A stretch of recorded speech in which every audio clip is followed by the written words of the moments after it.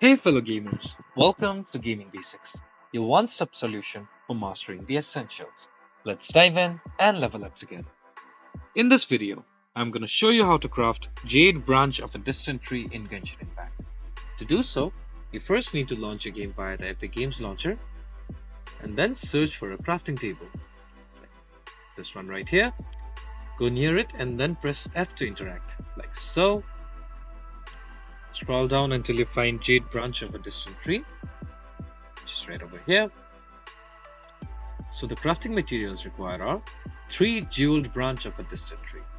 So if you have this in inventory, just click on this craft button on the bottom right side of your screen. So as you can see, to craft this, it's going to cost 350 mora. Just click on this confirm button right here and the item will be added to your inventory. If you found this video helpful, please give us a thumbs up. And if you have any questions for us, please feel free to mention us in the comment section down below.